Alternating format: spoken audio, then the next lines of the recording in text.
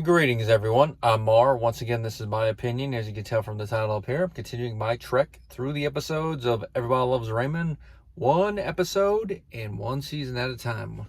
This episode is going to be Boys Therapy. And like I said at the conclusion of the last episode, of the entire list of episodes in the final season, this is without a doubt my favorite one of the ones I remember. And if I had to narrow down each season to one episode to recommend or watch for the season, it would be this one. Now, I think part of it is the fact that this is the Ray Romano and Phil Rosenthal written episode. Now, they always have their hands in every episode because, it's their show. But when they write the episodes specifically, there always is a certain magic about the comedy and the story, especially if there's a little drama thrown in. And here, we get that.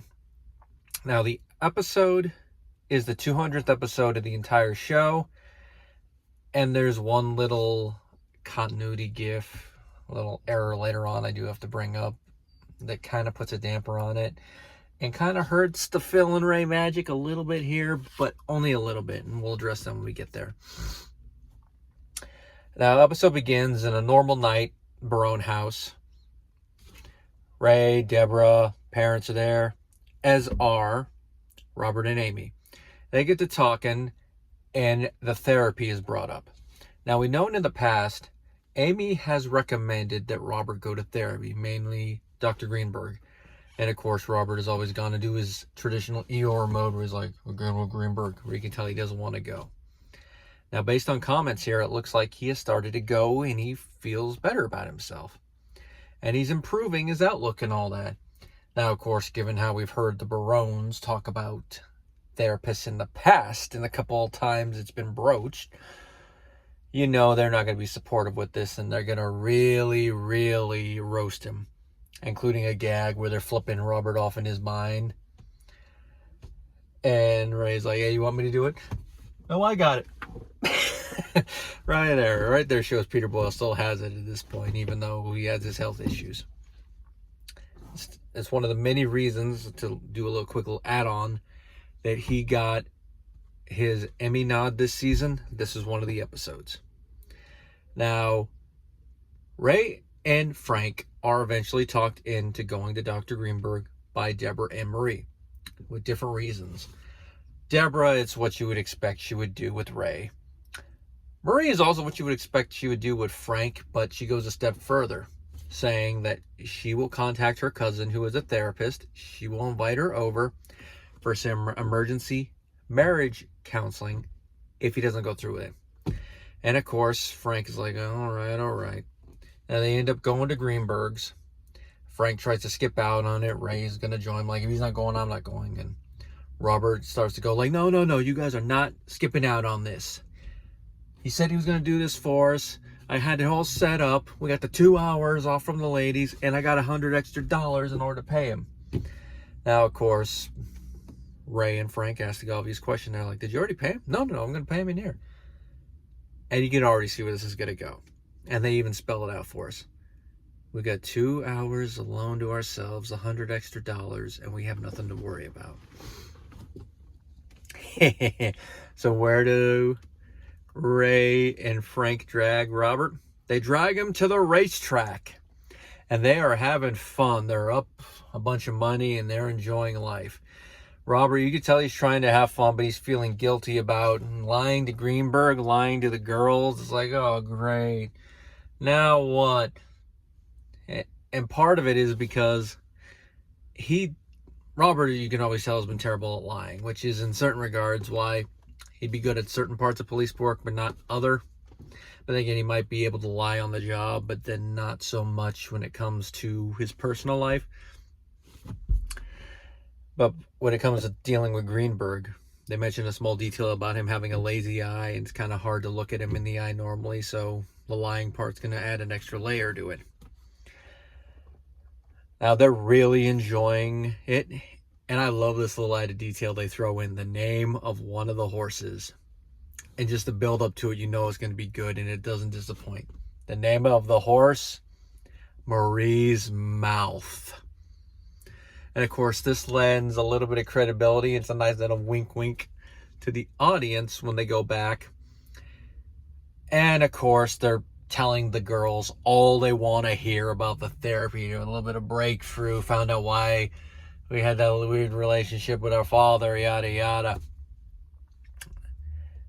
And of course, the little punchline at the end is like, and we owe it all to Marie's mouth. Now, of course, Marie, Debra, and Amy, when they hear that, they think they're being a little cutesy, you know. They're poking at Marie a little bit, having a little fun, but they're happy that she actually did talk them into going, but it was her nagging that got all three boys to go to therapy together. But of course, it's the horse. And based on how up they were before, you can imagine them betting on that horse. Ooh, it brought home the cheddar. So they decide the next time they're going to go again. Robert has to give Dr. Greenberg another good excuse. And the excuse he gives is that he's working undercover and he has to borrow his mom's dress. And there's a lot to decompress out of that. Now, we see that in between races, they're eating and they're talking about stuff that they're going to have to like the story they're going to have to come up with for not going to therapy and act like they did go to therapy. And this is where the heart of the episode comes, where they delve a little bit into the psychology of the Barone family. Now, this kind of harkens back to something that was touched on in the Civil War episode and also touched on a little bit in Ping Pong in the episode where Frank signed the ball. It's touched on a bunch in all those ones where Frank's dad was not the best. I mean, you can make the argument, you can make the argument that Frank himself was not the best dad, even though he did try. But from what little we've heard so far, his dad was definitely not a good one. He might have been decent by the standards of the 30s into the 40s, but definitely by a modern lens, terrible dad. Probably can make the same argument with Frank, but Frank, you would say, yeah, he's a better dad. And Ray, even if you look at it by modern standards, but even from when this episode was made, not the best dad, but at least he's trying a lot more. So there is that generational thing. And they go into that a bit more, where they're talking about like a lot of their problems are coming from their relationship with their dad, and it's strained. And it's like, maybe your relationship was like that with your father. And Frank does, yeah, it was. So, just kick the can back to Grandpa. Now, the thing is here, they call Frank's dad Grandpa Joe. Every other time his dad has been mentioned, his name has been Albert Barone.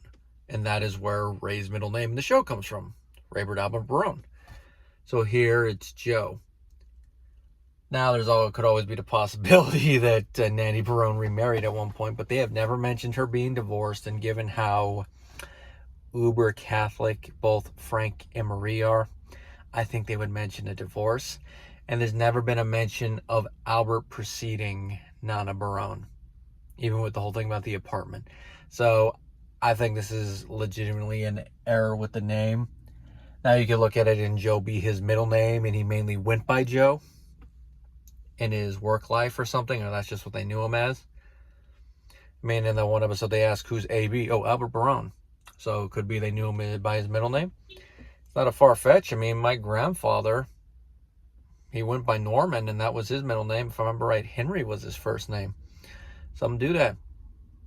I mean, my parents were going to try to make me go by my middle name, which is Anthony, instead of my first name, but my abuela put us into that. Your name ain't Mario, he should be going by his first name. At least unless it's my choice that I go by my middle name. But that's a whole other can of worms. Anyway, off of the side tangent, he starts talking like, yeah, and he even used to say his dad was even worse than him, my grandpa Sal. And I love the little historical joke they throw in there.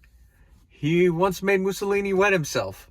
Which, if you think about it, that has to be a very scary human being if you made Benito Mussolini, the once tyrant of Italy, wet himself.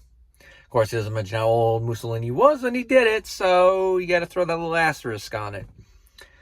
And then we get to the heart of this, where we find out that Frank's dad was physically abusive.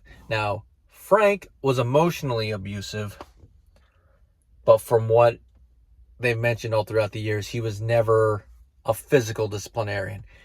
He was more a verbal one, and if that didn't work, grounding. But he never got the belt. He never beat the crap out of Ray and Robert. He never did any of that crap, which they even point out in this episode. Because the moment they hear that, they're looking at him like, Grandpa hit you? Like, yeah, we always got hit back then.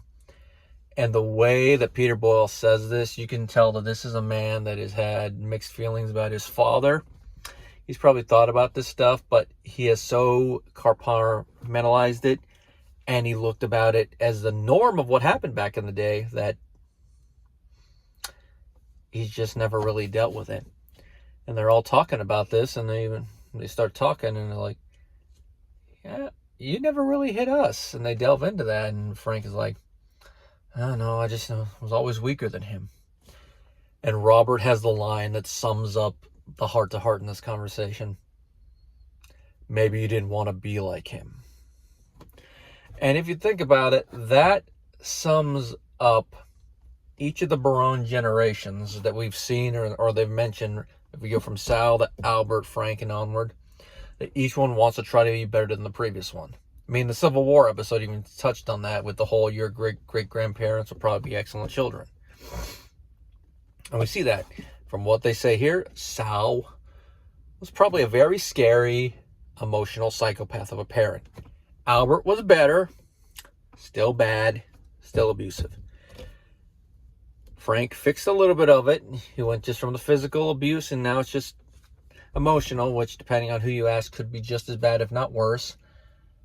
He was at least trying, and he at least acknowledges at least part of his fault there. A little bit.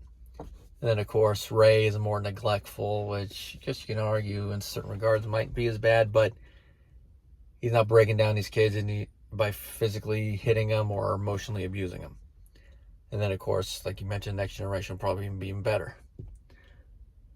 Now, to balance the drama a little bit with comedy, once they have this little breakthrough, of course, they're all like, yeah, the girls are definitely going to buy that. Now, before they do that, with how these characters are at this point, I think they really feel that they have reached an actual breakthrough with each other, and they're like, oh yeah, this would explain a lot of the weirdness in this family. But because of how we've seen them, because of how they are, they have to kind of break away with it with comedy a little bit, which, as someone who likes to cover some of my own things with comedy, I get. And it's something that you can do, but there also is a time and place. And you know they're going to keep trying to do this little cover story, so it's going to be like, how is this going to blow up in their faces? Dr. Greenberg turns out to have died. And the way they find out, they find the newspaper, see the article, and see when he died, and they're like, wait a minute, he died last week of a heart attack? Oh, they went to therapy today, did they?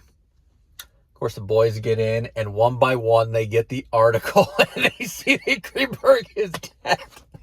And I just love how each of them sell it. They're like, each of them sell it a different way. Now, Ray and Robert sell it the way you would expect them to, where they look at it and they're like, I thought he looked a little pale. And then Frank looks at it and he sells it the way you would expect him, where he looks at the newspaper, sets it down, and he's going to try to leave. And of course, they get not lambasted. They get their stones crushed, as metaphorically, by the girls by arguing. Ray does jump to defend it and say that they enjoyed being together, that going to the track like this brought them closer than they have been in years. And wasn't that part of the whole thing of the therapy? Which is true. And part of the reason for them to go to therapy was to try to figure out why they are this way with each other. And in a roundabout way, they did find that out. But of course, it does not excuse the big little, I don't want to use sin as the word, but the big thing involving this whole situation. And that is, each of them lied to the girls. They all lied to their individual spouses, and they all lied to their family members. And that's what keeps them in deep water after this. I mean, each of the girls, deep down inside, is probably happy that the boys connected on that emotional level. Especially, especially with the whole thing about Grandpa Albert / Joe. But being lied to really does it. So each of them leaving the situation and being all mad at the others, you get it. Especially when Amy looks at Robert and says, I'm disappointed in you. And that's a big sting, because I think that's the most hurt that Amy has been in a situation caused by Robert since they've been married. Just think about it. The last couple times he hurt her in a comparative way were the episodes where they broke up. So this is a big one. Their first big one like that. Of course, it's status quo is going to get reset in the next episode, but it is kind of a big hurdle there. Of course, Frank gets no dinner, but what else is new? But of course, the little epilogue ends with Marie's cousin coming, setting up the counseling, and you could tell Frank is hating his life for the next couple weeks. And I just love how he ends it, where she asks him if he has any thoughts, and he does the whole little thing from earlier, pointing his head at her. And even though the camera's not focused on her and you only see her hands and part of her body in it, Doris Roberts sells it beautifully, because she remembers this, and she's like, oh no, Frank. Because he's flipping her off mentally, which, given the fact he's going to have to deal with this woman for the next couple weeks, you can understand it. Now, the jokes in this episode work beautifully because of the chemistry between all these actors and the situation that they're in. Ray and Phil, they write everything here. I mean, there is that little kerfluffle I've already gone over with the name, but that's really the only major negative about this episode that I can bring up. And I don't really know how to say it's a plot hole, but it is a little continuity gaffe. It's not big enough for me to call it a plot hole. Character error would probably be better, using IMDb terminology. And of course, the acting, especially in the middle scene with that whole thing. With Peter Boyle, his acting in that one. The rest of the scene, it's what you would expect from him and all the other parts of the episode. It's the comedy in it, but you balance that with the drama. You can definitely see why this is one of the 2 episodes he got nominated for. And looking at that, it really pains me that this man never won an Emmy for this show. There's so many heart-to-heart moments that his character had. I mean, there's the funny moments, but there's so many heart-to-heart moments with his family members. But really, you're not going to give him one. I know that Peter Boyle won an Emmy at one point. I think it was his cameo on X-Files, I think he won. I know he was nominated, but I believe he won that for that one. But being the only major cast member of this show not to win an Emmy, I still think that was a big little misstep. And if he was going to win for any season that he got nominated, give him one at the end, even if it's just to throw the bone one. He deserved it for that speech, but not really much else to talk about with this episode, so I'll see y'all next time.